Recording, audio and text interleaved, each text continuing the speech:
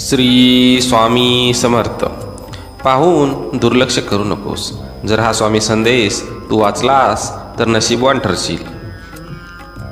कदाचित ह्या क्षणी तुम्हाला खूप एकटेपणा वाटत असेल.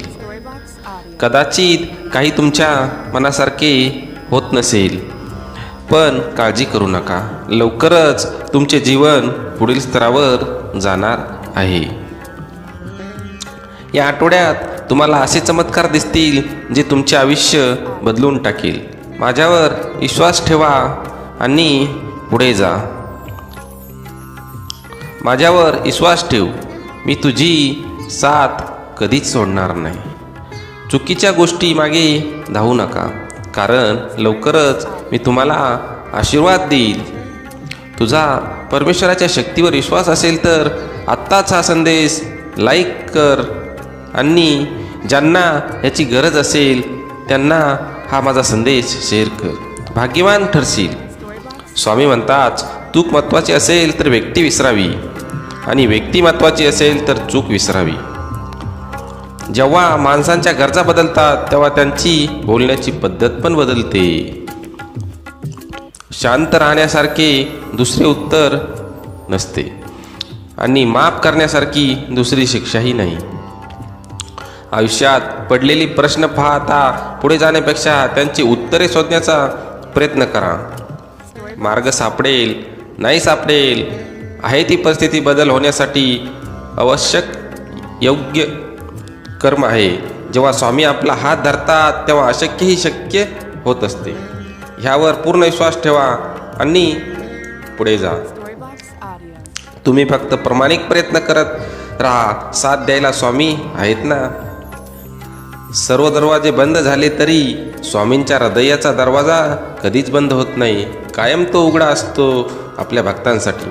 अपेक्षा स्वामीपासून ठेवा, इतर लोकांपासून नाही. अडचणीत असाल तर स्वामी तारतील. एकटे असाल स्वामी सांभाळतील. मार्ग सापडत नसेल तर स्वामी दाखवतील. तुझ्या अंतरात्म्यामध्ये आहे मी, तुला हरू देणार नाही. या कलियुगात तुला एकटे होऊ देणार नाही. मी सदैव तुमच्या पाठीशी आहे. जी झुंज तू खेळत आहेस मनाशी, त्याला तू मार्ग दाखवत राहणार आहे मी काळ ही होतो, आजही आहे, उद्याही असेल. भिवू नकोस, मी तुझ्या सदैव पाठीशी आहे. संकट तुमच्यातील शक्ती आणि जिद्द पाहण्यासाठीच येत असतात. त्यामुळं संकटांना सामोरे जा. संकटावरती मात करा आणि पुढं जा. दगडातून मूर्ती बनवण्यासाठी दगडाला टाकीचे घाव सोसावे लागतात. तसेच आपल्यातील मानवी मूर्ती बनवण्यासाठी आपल्यालाही परिस्थितीचे घाव सोसावे लागतात. परिस्थिती कुठलीही असो, तुम्ही खंबीरपणे उभे राहिले पाहिजे आणि तिला सामोरे गेले पाहिजे. स्वामींवरती विश्वास असला पाहिजे. स्वामी तुमच्या प्रत्येक दुःखाला दूर करतील. तुमची खरीखुरी श्रद्धा योग्य ठिकाणी असेल तर पाषाणालाही दैवत्व येते. त्यामुळं तुम्ही श्रद्धा ठेवा. श्रद्धेशिवाय काहीच साध्य होत नाही. तुमची अंधश्रद्धा असेल तर मानवी रूपातील पशुत्व त्याचा फायदा घेऊन परमेश्वराच्या नावाखाली तुम्हाला जाळ्यात अडकवून तुमची कटपुतळी करतो. त्यामुळं तुम्ही सावध राहिलं पाहिजे. जीवनात कधी दुःख आले तर आपले दुःख आणि वेदना जगाला सांगू नका. त्यांच्याशी लढत राहा, सामोरे जा, समाधानी राहा, सुखी व्हाल. भक्ती करा, मुक्ती मिळेल. ध्यान करा, ज्ञान मिळेल. प्रार्थना करा, प्रगती होईल. मीपणा सोडा, मोठे व्हाल. कला शिका, अमर व्हाल. व्यसन सोडा, शांती मिळेल. सहाय्य करा, सोबत मिळेल. दान करा, धन मिळेल. त्याग करा, आत्मानंद मिळेल. श्रम करा, सुख मिळेल. जिथे सर्व असमर्थ तिथे फक्त स्वामी समर्थ. मी सर्वत्र आहे, मी चराचरात व्यापून आहे. मी वारा आहे, मी पाणी आहे. आकाशही मीच आहे, गाणगापुरातही मीच आहे. दुर्वावर, कैलासावर आणि गरुडावरही मीच आहे. मी कुठेही गेलेलो नाही, मी सदैव तुमच्या पाठीशी आहे. असे स्वामी समर्थ सांगतात. मीपणा दूर ठेवून जा, विश्वास ठेवा. पदरी अपयश कधीच येणार नाही. हृदयातल्या मंदिरात अंधार असेल तर घरातल्या देवाऱ्यात दिवा लावून फायदा नसतो. त्यामुळं तुम्ही विश्वास ठेवला पाहिजे. आपल्यातील मीपणा ओळखला पाहिजे. सतत स्वामी समर्थावरती विश्वास ठेवला पाहिजे.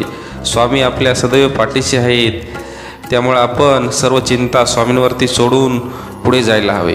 श्री स्वामी समर्थ यांची निष्ठा ठेवून त्यांची सेवा केली पाहिजे.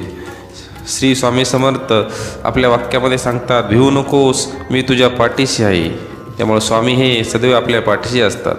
गरिबाला केलेले दान आणि सद्गुरू स्वामींच्या मुखात घेतलेले नाव कधी वाया जात नाही.